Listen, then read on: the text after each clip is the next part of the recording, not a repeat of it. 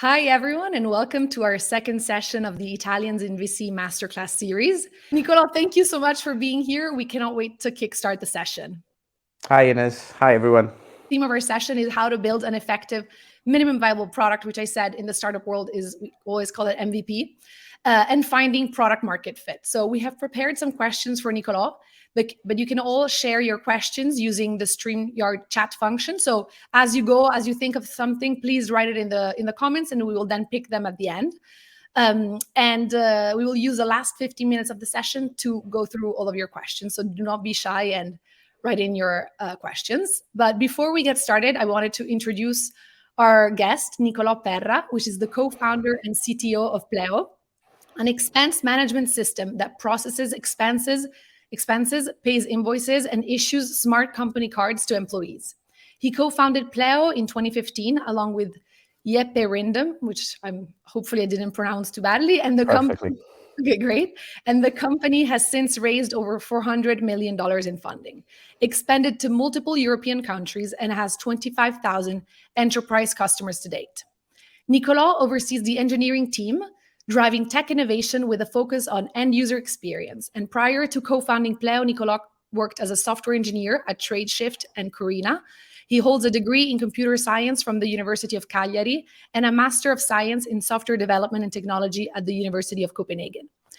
Niccolò, as we said in the intro, you founded an incredibly successful business and went on to raise a significant amount of money. But we want to take you back to the very early days of Pleo. Lots of our founders who are listening are still maybe early on, and so obviously it's invaluable to hear your advice because you came to grow a company very, very quickly. So can you tell us about your experience launching Pleo's MVP? What are the first thing you did when starting to develop what would become your MVP? Yeah, that's a pretty good question because our application, our product requires quite a complex infrastructure underneath.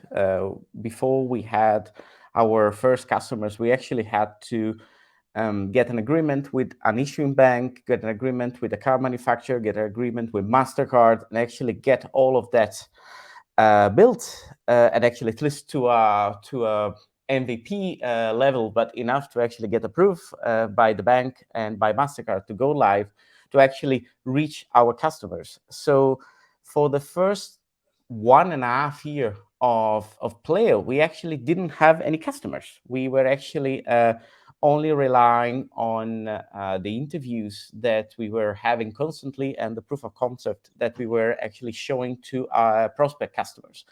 And the main reason was, we couldn't actually show the full experience to anyone because we didn't have the full experience. Even ourselves, myself and Jeppe, we didn't know exactly how everything would work out. But we have a very strong idea.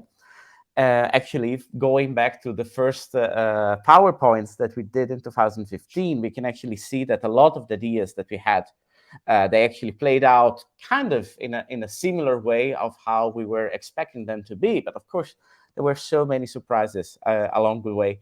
So even though we couldn't really give the product in the hands of our customers, we had interviews to understand their needs and especially understand their problems, understand also in a cultural analysis way, understand the dynamics that happen in a company when you have expenses, where you have an employee that spends too much, or where you get stuck because you don't have funds from the company and you have to go out of pockets. All of that, we had several interviews of which we responded with some small prototypes and designs from our designer, and then after around 1.5 years, we were able to go live with a very small and quite. It was a very simple implementation, but we had a lot of what we felt were the important things that we were going to then build on. So a lot of the integrations that we could have done in a simpler way, we actually went already in the beginning all the way, because we knew that in order to have a specific user experience, we had to go the extra mile with the type of technological setup. So you built for 1.5 years without getting customers, just kind of building the whole infrastructure and studying the okay. And Correct. what were some of the key challenges that you faced during that 1.5 years? And to the extent you remember, it would be great if you could go into specifics and maybe explain how you resolved the issue, if you can find one. Well, the first one was actually, it was very expensive. At that time, there was no one that was doing what we were doing. So also MasterCard on one side, the issuing bank, everyone didn't really know what we were up to. So of course, we could present the ideas, but there were so many questions from everyone. So at that time, the challenge was first to actually get our partners on board, to trust us, to trust our business model, to trust the type of use that we wanted to do with their own platform, and sometimes stretching so much their limits from technological, but also, for example, for a regulation point of view. We were working with a bank that had never done KYC or know your customer verification using software. They were doing it by hand, and we were the first one to push them in to do that, or doing, for example, fraud monitoring and fraud analysis using software.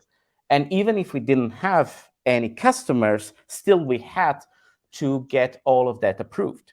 So one of the first things my co-founder and I did was actually to write all our policies for the company, even before we had any single line of code written, because otherwise we couldn't have this the license with MasterCard issued.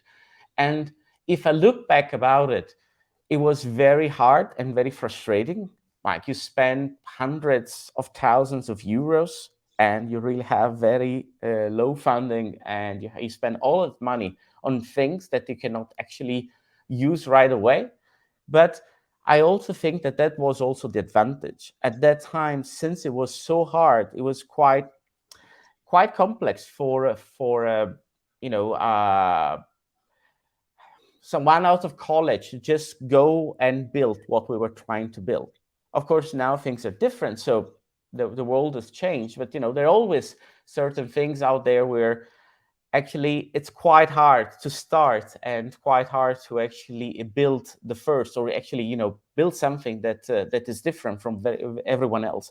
And that's in the end creates the advantage later on, and what actually you can build upon in order to differentiate yourself from the competition, and actually to enter a market and try to get as much of that market before the competition starts to catch up.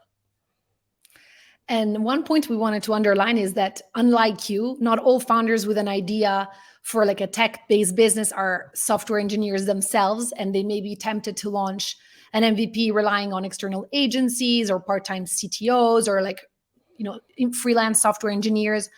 What is your view on the importance of having a CTO or like a tech co-founder from day one if you're building a tech-based business? Well, I'm a bit partial to say this, but I actually think that a lot of the things that played into Pleo were provided by my expertise as a software engineer. Actually, just before working with Pleo, myself and my co-founder Jeppe, separately, we were having some consulting gigs, and I was working for a payment infrastructure company, and I was leading a team over there. And actually, by being exposed to how card transactions work underneath, I was actually able to see that there was so much that could be changed or hacked or exposed more to the final customers that then actually came in play with Pleo. So to have an understanding of what can actually be achieved, it's very important. So it's very important to have someone technical in the team. But I also think that technology and products, they bring a huge legacy later on. Once you build a company, you start to build a big infrastructure, tons of lines of code. And it's very important that the person that you have on board day one is also the same person, at least someone that feels that they are going to to see the end of all the work on one side, but also on the other side that they're going to pay and they're going to struggle if they take some shortcuts that then they're going to affect the growth of the business on year 1 or year 2, or that if some choices that are more simple or easier to implement or easier to sell, that maybe makes sense for someone that's doing this as a part-time or doing this as a consultancy, but maybe they're not what's right for the company. Sometimes you need to fight your way to actually get stuff done in a way that is more complex or takes more time, so it's more expensive than what you would do otherwise. But that also could then become your edge towards the competition. So I strongly advise for having a technical co-founder, and also strongly advise otherwise to have someone very, very strong and very vocal about this early on, even though if they are not co-founder, but they are sitting at the table where decisions are taken and not just being given a blueprint of what needs to be done and they should just deal with it. Because many ideas came technology first. And I think that's what differentiated us from some other competitors that didn't have that or built on top of some white label solution and then started to struggle offering the same level of flexibility to their customers, because just simply they were building on something that couldn't be modified as well. Yeah, no, that's very important, because I think obviously you can have an idea and not be able to build it yourself, and you don't want to wait around, and you want to find a quick solution to get started and go. But as you said, it is very important to have somebody core to the team that looks after the tech part. And yes, and actually on this, like I've been playing a lot and working a lot on some projects in Pleo, but also personally for some pet projects.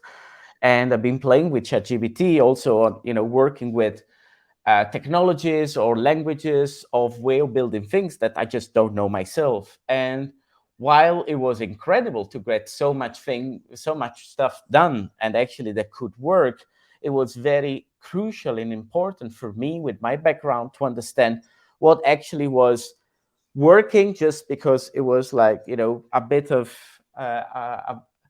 spaghetti idea or spaghetti code, and it would break the moment you put a bit of load on it, and what actually was something that could scale long term. So you need to have someone that understands the problems, understands what's going to break along the line.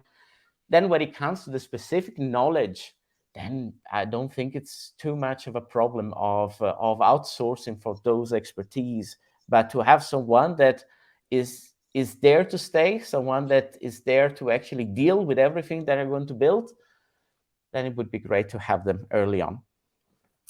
And one of the core kind of decision that a founder needs to make with an MVP is when to actually release the MVP to the public, right? Because we often, seek perfection. People try to put more features into things, and they just keep on delaying the launch. But until your customers really use it, you don't really know if you're even building something that is actually useful. So, in other words, how do you define minimum viable product?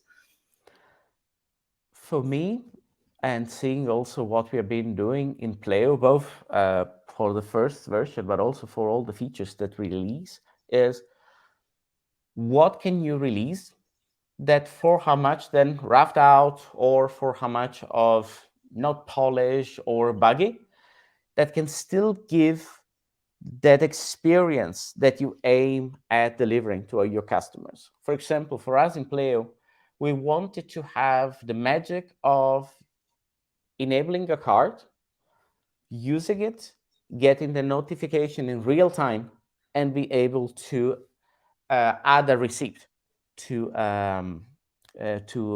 for that transaction. That was the key experience that defined Pleo at the time, where no one else was doing it. So even though the app was built over a week and it was, in no way polished, and it was in no way the most performant ever, but still it was able to give that functionality. And actually, majority of the rest was actually on a web interface, and that was fine.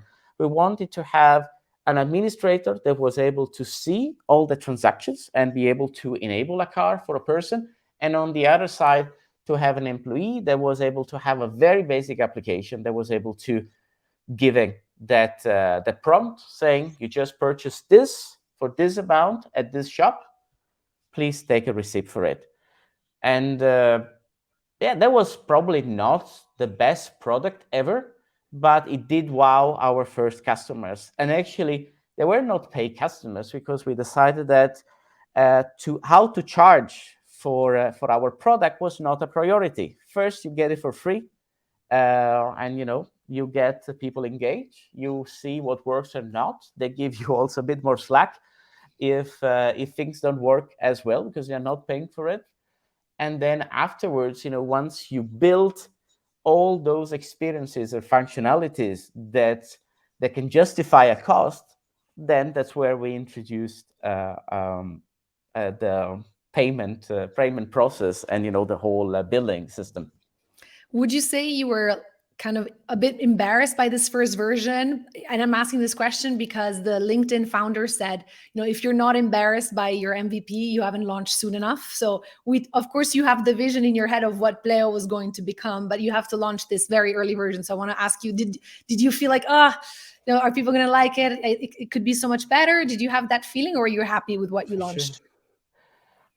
Sure. I'm a perfectionist. I'm always extremely embarrassed with whatever things I do because I know how things are not polished underneath or how buggy they are. We had in the beginning, especially like where we were testing our cars and the functionality, we had this thing that we had to do a proper transaction. So we had a bakery nearby. So every day after lunch, we would take all the new functionality in the new code, and we just walk to the bakery and then do a transaction, see everything was work as it was expected to. Maybe spend half an hour at the bakery and keep coding or fixing, and then do it again. And 2 weeks after that, we were bringing the software to everyone else. Of course, I was extremely scared, and that's just was the way you need to do it. You need to be scared. If you're not scared about what you're doing, then it means you're doing something wrong, or you're not taking enough risk, or you don't understand, risk. For me, it's not so much about I'm not scared about bringing this software of all the issues the customer are going to find, or the fact that they're going to be disappointed, or the fact that something is going to break. It's just to understand how likely it is. Will customers still overall get a good experience and get to understand what the long-term vision is? Then go ahead and do it. We had I think 1 month, 2 months in, where we were really having our software to family and friends, we decided to go to an event and onboard customers live and give them actually a card live, so that could actually, with some money in it, with 10 euros in it, so they could just go to the bar and have a drink on us. And we went from onboarding one company a week to onboarding 120 companies during the day. And we have situation where we had the engineers in the background where, someone onboarded a company that had special characters in the name of the company that make the system crash. And then we just had someone in the background that fixed it. And, you need to learn how, if you don't onboard anyone, then you don't actually get to think about this. So it's important to go live. It's still very important to make sure that in whatever you show to the world, for how rough out it is, that people get to understand how your product is going to be and what differentiates your product from anyone else. And that you can do it in no time still. Yeah, and that's how you get the feedback to, as you said, iterate, fix the issues, and just get better and better. And once you launch, how do you validate an MVP? In other words, how do you gather and utilize customer feedback effectively?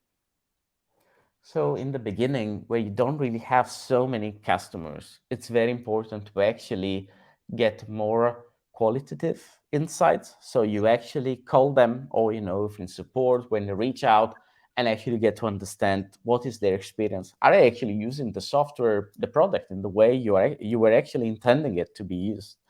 Or if you have events, we had actually events where we invited customers in the office and get actually to meet the team. And really, we started, family and friends, so companies in our network. So someone that can drop an email to us and actually tell us what they like and what they don't like, or we reach out proactively. So I think in the beginning especially, get to understand really how your product is used, and not, especially with the first data that you get out, to understand from that data if you're doing well or not. Because maybe you can have a lot of transactions that gets made, but then you realize it's only coming from a specific user.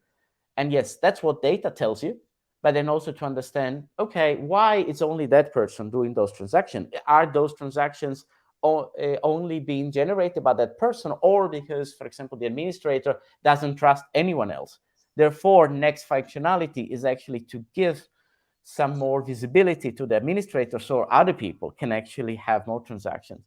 So whatever is your skill set, whatever is for how strong your idea is, still make sure you actually get to sit down with your customers yourself, and actually understand how they're using the product. And that can go a long way for your first 6 months or 1 year.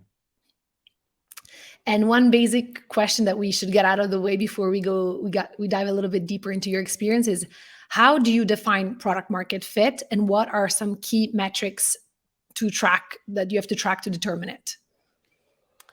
So product market fit.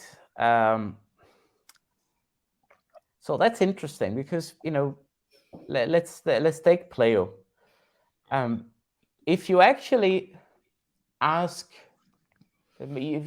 read back some of the transcripts of the first interviews that he had, no administrator that we were interviewing was expecting to give a card to all their employees.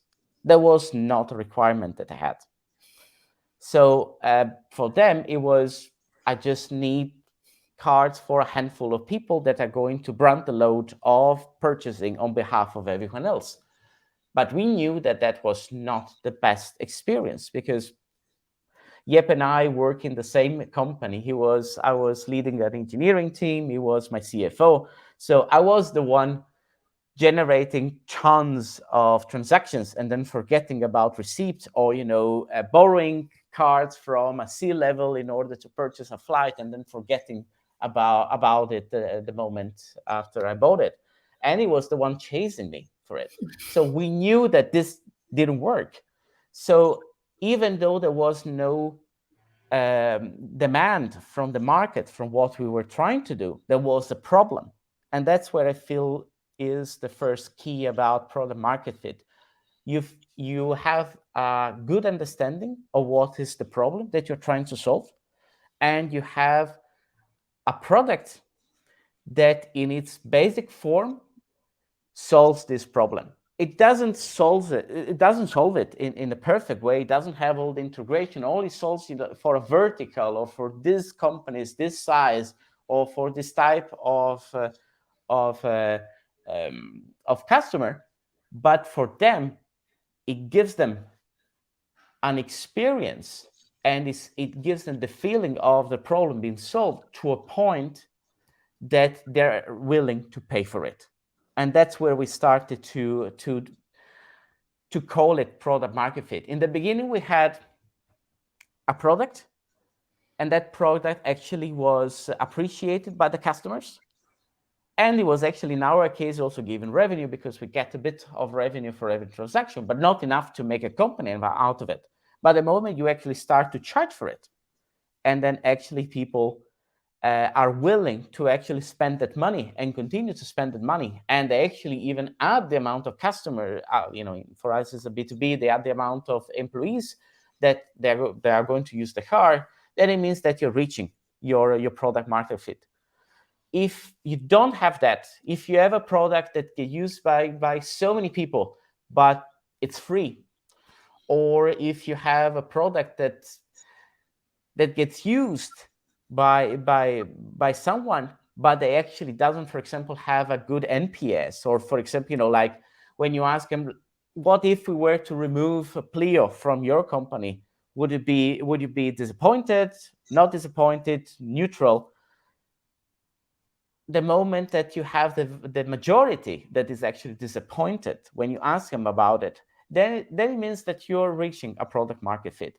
But again, you might have an idea of something that you want to do that your potential customers have actually no idea about needing, and that's fine. And maybe you're going to create that product category and actually have the one that have the strongest product market fit. That actually that happens. I remember our second due diligence when we had our A round.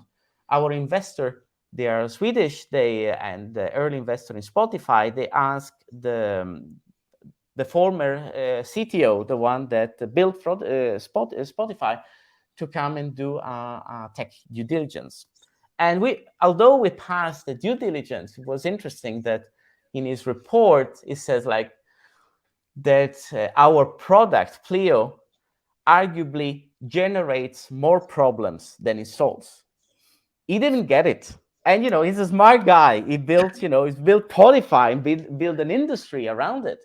But he didn't get it. And that is fine.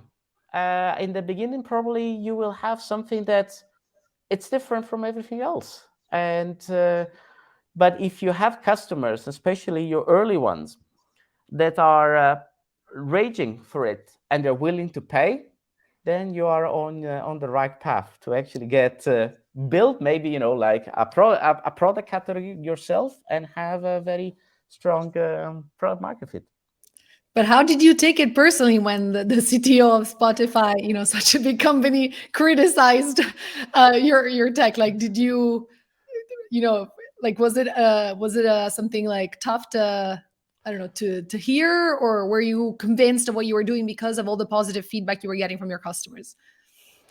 Well, the investors themselves, they actually laugh about this. Say, well, it was not paid for that, and because they actually, while the investors, they were able to see the full picture. So they actually had calls with our customers. They could actually see some of the numbers. He only actually got to hear about Pleo from the technical setup and the complexity about it, and he didn't have the full picture about it. So he was just picturing about. For him, it was no one is gonna preload a card with hundreds of thousands of euros to use it in a company. Everyone runs out of credit. That's how you run a company. And for us, it was, yes, in some verticals, it's very important. In some jurisdictions, in some countries, credit is much more important. But there are many companies that actually have this money sitting in a bank account. So if it sits in Pleo or sits somewhere else, it's completely fine. And again, that's also another thing is there is no one holds the truth. You need to have a team around you and also advisor around you that can bring different perspectives. He had only one.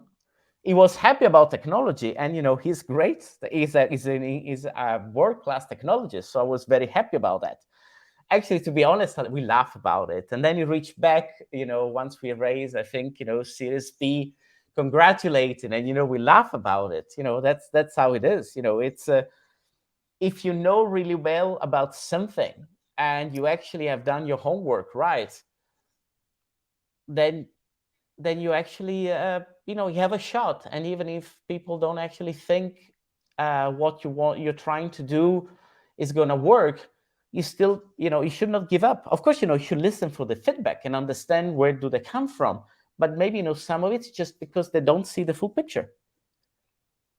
No, I love what you said that because you get a lot more no's and a lot more criticism while building a product than compliments, and so to hear that you had that as well and you still built something huge is, I think, is inspiring and is needed for all the early startuppers. And in your experience, what are some of the most, would you say, common mistakes that early stage founders make when trying to find product market fit? And what advice would you give them? So for me is that as a co-founder, building a product, a company, and the company to be that product, then you have to be very careful when you hear and you listen or interview potential customers about what they want, about what they need, to actually distinguish and separate what they want from what is their need, what is their problem. What you want to hear from them and actually think is actually their problem and their need. Then when it comes to how you should build it, then it's up to you to actually build it in the best possible way. And I think that's, otherwise you are a consulting firm, or, like you are an outsourcing firm where someone tells you, the caption say, in our case, for example, the first interviews were all about, as a CFO, I want control left and right. I want, like if that person needs to buy, refill our stock of toilet paper, I need to pre-approve it. Or, like then they can, or, if I have this person that is a driver, they should not, they should only be able to buy fuel and only fuel. So, like you should limit everything else. And by the way, fuel only for this amount, not 1 cent more. And yes, that's what you ask and what you would like us to build. But actually, as a product person, as a technical person, as a co-founder, I actually need to go beyond that and actually understand what is your worry. Your worry is that someone is going to misuse it. Your worry is that someone is gonna, a truck driver is then gonna expense lunch, and then it's gonna be a notice for months. And actually, for us, it was try to solve those problems in a completely different way from what actually they thought that the solution was. But that the way we built it also improved so much more the experience for the final user. If you're a truck driver and you want to buy fuel, but actually, like in some countries, like the place where you actually pay for fuel doesn't get listed in the MasterCard network as a fuel place, but actually as a shop, because the main business is shop, then you cannot refuel over there. And that's a frustration for you. And then you don't trust the product, and then you don't use it. Therefore, your administrator is going to feel the pain, because you then suddenly start to use different cards the moment you stop at that stop. And that's, in the end, it's crippling the experience. So the manager in the end is upset about the solution that actually they wanted to build, but in the end the blame is on you. So please make sure that you stop the moment that the people that you're interviewing start to draw the UI for you or the experience for you. That's your job. And if you're up to this, it's just going to be your business, then you better master it and take that as your challenge. We also had a question linked to fundraising. In the case of Pleo, when and how did you raise your first few rounds, and how did you explain to investors that you had found product market fit? So we ran the first months of Pleo. I was bootstrap with some funds that my co-founder had, but actually very early on, we had actually a startup studio that actually reached out to us. And what what happened there is that they were trying to build something similar with a team, but the team was actually not very excited about it. But actually themselves, they were quite excited about the idea. So we were in a certain way, we were lucky because we actually, our first investor, the one that was going to put a sizable amount of money, knowing that they would not have seen anything live for more than a year, was actually a strong believer about what we were trying to do. And they had a very strong idea of what type of industry we were going towards, someone that was delegating more, someone that was trusting more their employees. But again, it's actually quite interesting because no one of that team actually wanted to join us because they didn't believe in the idea. So even the people that were, we had a designer which we offered a position in Pleo, and they say, sorry, but actually I don't believe in this idea. So again, you need to find someone that, due to their background, or like a single person, a single partner in a VC, that believes in the idea, and especially in the beginning, go for that. And maybe you're doing something that everyone believes in from day one, which I think is great as well. But also in that, if everyone believes into what you're doing from day one, this means that somewhere else someone is trying to do exactly the same, and there's going to be money for that. So if you're trying to, if you take your safe bet of, I want to do this for that, but everyone can picture it, if everyone can picture it full in their mind, that can also be quite a disadvantage later on. You might be a little bit late. But before we open up the floor to Q&A, we wanted to ask you a few rapid fire questions. So answers need to be very quick, and you don't have to go into crazy, deep dive. But what industry do you see as the most promising for future growth? I think I don't think that there is any specific industry that, you can see it already now for fintech. Fintech was the hot topic, and now is deep tech or climate tech. And, there are hot topics, and, for sure there is something great to be done in there.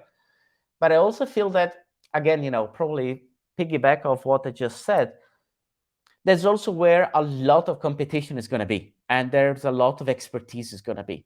So for me, it's not so much about, I'll try to do something in the areas that are hot. For me, it's more like, where, with my expertise and the expertise of people around me, I have an edge, an advantage towards anyone else, or I'm able to do something that can stand up the incredible competition that we have out there. Because otherwise, if you do something and you don't have the passion about it, but it's just, where you feel that there can be some money, yes, probably, you can get your seed round, but then you're going to struggle so much later on. So there is no easy way. That's definitely what I learned.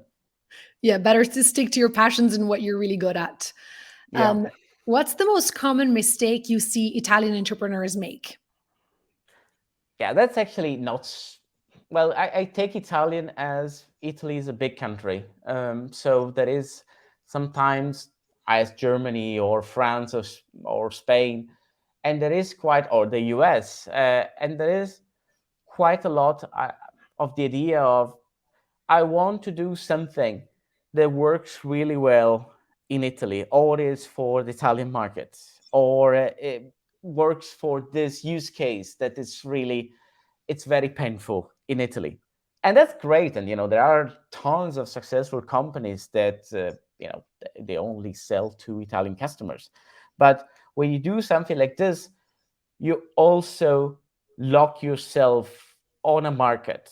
And the moment that you have downturn in that market, that affects you dramatically, or the moment you are only on a specific vertical in a specific country, then whatever happens in that country can affect you dramatically. So starting a company in Denmark, that is a small country of 5 million, where no one has very few companies have the ambition of, just have a business over there, push us to be more curious about, but how does it work in another country? Would this work in Germany, or would this work in the UK?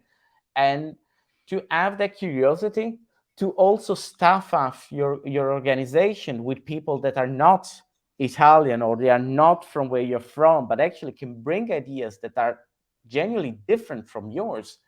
That's actually might feel painful in the beginning, because sometimes you feel like you need to state the obvious, but actually the moment you start to state the obvious, you realize that actually it's the obvious for you with your experience, with your background, but actually it's not in other places. So if you need to design something with the ambition of being across Europe, of a worldwide product, then it's great to get early on that feedback. No, it's such an interesting point that you raised about Denmark being a small country, because I heard Lithuania has more unicorns than Italy, and it's a very small country because they don't think, as you said, we're launching a company just for Lithuania because there's just not enough customers. So they think global from the very start. Yes. Which in Italy, not a lot. Of course there are, but there's not a lot of people who think that from the beginning, because having a country that has 60 or maybe just over 60 million people feels like a big market, but in reality it's not as big, because you're not going to capture the entirety of the market. Last rapid fire question before we open to the floor: what is your favorite book on business or entrepreneurship? Is there something that you really loved and has really helped you? So to be very honest, like I've been escaping, especially recently from books about topic, because I have these worries about the business and the company and the challenges, and especially now having kids, when I escape home, I try to read about something that's completely different. But there is a book I read quite a while ago, probably it's now 10 years, that it was around 10 years. It's called The Hard Thing About Hard Things, and it's from Ben Horowitz. And Yep and I, we both read it around the same time 10 years ago, but still, even so much time has passed, we sometimes quote that book into seeing some of situation, like we were discussing recently about wartime CEO, or for example about managerial debt. And so there are really good topics in there that actually I can subscribe deeply. I've been through them, and probably you will read them, and probably you will think that they don't apply to you. But then you will go through them and actually realize, okay, actually now I can understand why there was so much of a strong. There was two chapters about this. It actually is very important, like importance of hiring. Also, it's something about some mistakes that we have done in the beginning, and we still do in less, but we still do, and saying, okay, actually it's not just my struggle, it's one of the biggest struggles that even the greatest investors, the best entrepreneur in the Vexel had when they were building their company. Thank you for sharing. So we'll now open the floor to the question. So we'll see a question pop up from the audience. So did you have to pivot something? Why and how hard was that? Francesco Di Gregorio is asking. So actually, we did not pivot. And I don't know if I'm proud about that, or like I'm not proud. Even what does this signify? But actually, the idea of what we wanted to do. Well, actually, okay, let's start. The first 2 weeks that I was working together with Jeppe, we actually were looking into some payroll software. And early on, in starting to he was looking about the relation in Denmark, but also actually just in Denmark. And I was just looking at, technically what to do and how to support. We just realized it was a lot of complexity in every country that we felt that they would have slowed down a lot, or it would have, especially in the beginning, brought us to create a very complex product to support Denmark and then slow down into going to other markets. So we decided we didn't like the idea. I didn't want to read Danish APIs written in Danish, and he didn't want just to have a company that was playing in the Danish market. So that's where we actually changed. And then we went into something that was much more pan-European. But otherwise, from there, we didn't pivot. Maybe we enter a market and then we decided to slow down on it. Yes, that we have done. Also, we went to a vertical, or started partnership and then decided to kill that partnership because it just was not working. Yes, that has happened. But otherwise, if you look back at the PowerPoint for Pleo from, well, at that time, Pagobock, which was a horrible name, when you look at that and the ideas, we actually deliver on those. And we're still there, in the future plans from that PowerPoint, there are projects that we are actually working on right now. So on that, we were quite spot on. Just for luck. You had the vision. And for luck. Okay, second question from Agostino Trapani. In your experience, what are the 2 or 3 moments that you were closest to failing or walking away, and what did you do? Oh, that's a really cool question. So early on, when we had to, so first one, it was quite early on. We were closing the agreement with our Asian bank. And again, our Asian bank, and it was really like, the only one that actually picked up the phone, to be really honest. They have never done this, and they had zero appetite for any risk in our industry. They were taking other risk, they were issuing in other verticals that, themselves to have some risk when it comes to fraud. But in our vertical, where we had these cards that were, they could in theory go and spend hundreds of thousands of euros for them to be the one, because in the end, when you have a sponsor bank, they are the one that actually have to take the risk. They will try to bring it on you, but in the end, Mastercard will look at them. They put extremely strict and extremely hard to swallow clauses in our contract. And the hardest one was that we were putting we were doing a personal deed or guarantee. So my apartment at that time, my founder house, and our savings, personal savings, were at risk, and that was a lot. I think as a co-founder, you need to take risks, but also you need to understand what then is the end risk towards your family. And so in that, there was something there where we were able in the end to strike something that they liked and we liked, but there was a moment say, okay, I just cannot do that. I cannot that to my wife and to the kids already have no salary. If then we also lose the house because suddenly something that we haven't planned for happens. That was hard. Otherwise, I think we had some downtimes at the specific moment where we had a partner payment processor that just couldn't cope with our growth, but also the growth with our payment processor also for Revolut at that time. And they were having so many downtimes. And then there was the moment where customers were started to actually saying, look, we love the product, but we cannot just trust you because we run our business. We cannot just have people out there that cannot use your cards because you have you're having a downtime for so many days in a row, or so during this peak hour or the first day of the month where so many transactions are happening. And that's what in there where you say, okay, the company is at risk of dying, so we need to make sure that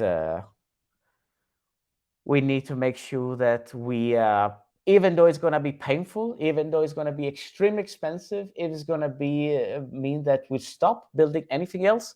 We need to change payment processor and put all of our resources there, because otherwise it's not going to be Pleo. So why bothering building new functionality if people cannot use the card?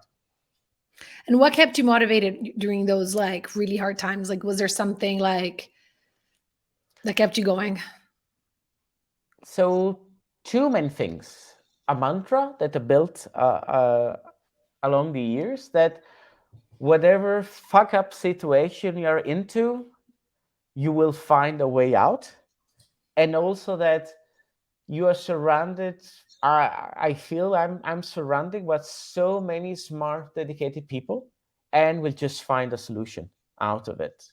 And that's really like, it sounds cheesy, but really like this is what has happened. Even like in the beginning, when it was only me and Jeppe, with his strength and his charisma to find a way to strike the right deal. When we had our Asian bank again, we had like we had a customer that grew so quickly because they really like our product, and they wanted to use the card for even bigger purchases, and just the bank didn't feel they were trusting us on it.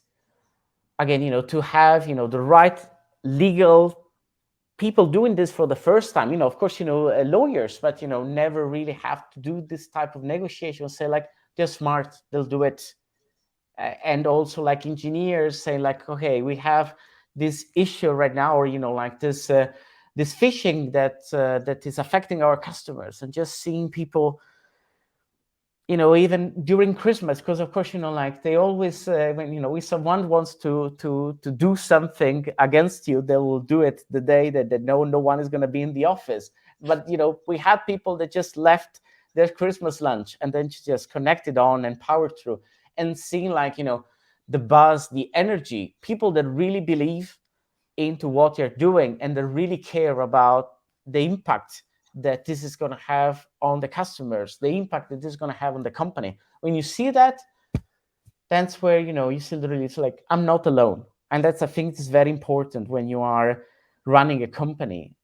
If you need to build something where you look around and you feel you're not alone, when you have doubts, when you have worries, when you're stressed, when you also feel that you just cannot do it, it's important that you can look around and see someone that can help out. Let's get the next question. Riccardo Madrigali is asking, building an MVP for a B2B startup can be very expensive. How can you raise a big amount of funds without validation and a minimum of traction? For us, as I said before, we had a VC that believed in the idea. And actually, not just the whole VC, we had one partner in that VP, actually an Italian partner that believed in the idea. And he was the one that was able to rally inside the VC to actually get everyone on board. I think that you can raise money with a PowerPoint, but you need to make sure that on the other side you have someone that when you present what is your plan, what you want to do, they understand the technology, they understand why you're going to be different from everyone else. So it is possible, it is hard, but I also feel, again, that's for them in the end the fortune of that VC, because they were able to get us with a very low valuation early on, and it was the fortune for us because for 2-3 years we were running. Actually, we were really the only one in the market. So I think for a VC, especially nowadays, where really money in the market is a commodity, especially when you have good ideas and good people. And actually, that's also an important one that I need to say. But yeah, you also want to find VC that have the expertise in order to understand what good and great ideas are. The other thing is also like look at the people. I am so thankful to have partnered with someone as strong as Jeppe that was bringing a lot of expertise from the market. I've done this before, not been as a co-founder, but has been CEO before. Very strong, as the charisma. They both so much into the charisma. For myself, I'm a thinker. I built things from the ground up in the beginning. I've built things across continents. So I could show the expertise into doing this. So even if that they couldn't see the numbers, they could see that the people, and also the first people that we hired along the way, that the people were right. And when you have the right people, you can actually do great things. And probably most likely a lot of other ideas will come along the way that's probably going to be better than what you actually presented to the VC, and they know it. But they are buying into the team, they're buying into the people. Yeah. And especially you both as a team, you were not college students who are 21 years old. When you started, you had your experience, and obviously having built and having worked for other companies or in other startups, or like it does help with the credibility of the money that they're going to give you. Maybe it's a little bit less risky to give it to you than a guy or somebody who hasn't had that experience, but just kind of an idea in their head. And how big was the first check before we move to the last question? How big was that first check for you? It was 300,000 euros. And I think 150, we didn't even see it because it went into the issuing part. So that was quite a big chunk. One thing also that, where you come from is very important. Right now we have how many? I think now probably seven companies that were built out of Pleo employees. And for them, it was the fact they were coming from Pleo. So yes, you were not in the driving seat, but you were on the passenger seat and you're seen a lot. And if you were part of Pleo, that means that you know your things, you're dedicated. And I think that's also for me what makes me proud. Of course, it's frustrating to see such great talent leaving, but also I think it's beautiful to see what our company, what we stand for, actually is seen also by the market. So also try it if you have seen this, if you have an experience in another company, so they can feel that some of the mistakes you've seen in the previous company you're not going to do, or some of the ways that made the company you've been working for successful, that you're going to replicate those. I think that's also a big plus. Absolutely. Yeah. And you see, it's a great compliment for your company if employees then are launching new companies from and they get the credibility from the market, from the experience they got at Pleo. So should we get like one last question before we close? Mattia Montepara is asking, ideal customer profile, how that changed between seed and growth phases? That's a good one. In the beginning, it's interesting, like we built for ourselves, and then over the years we try to continue building for ourselves. So we started building for small startups, and then more the market was maturing, and more actually even non-tech companies were approaching a product like ours. Then also we started to add functionality, or even change in our branding and our approach, or in the type of onboarding we would give to our customers. We try to change, or we started to grow as a company in Pleo. So actually our company, our product was becoming quite painful to be used. Now we are 850 people, and our product is actually not as easy. And we're working on functionality to support bigger companies, bigger complex organization, and also making sure that by doing that, we can also target bigger customers. So yeah, we grew with our products. So and I think for many other companies that that's kind of the same. One thing that's actually quite important when you build a product with yourself as a co-founder, but also with the employees, is always great if your employees, if who is going to build that product, who's going to code it, going to support it, it can actually understand the product well. And they feel that it's something that can solve their problem as well. Okay, thank you so much, Niccolò. That was the last question. Thank you for sharing your experience. I think it's been super useful for everybody listening. Thanks to everybody for asking the questions, for joining us live.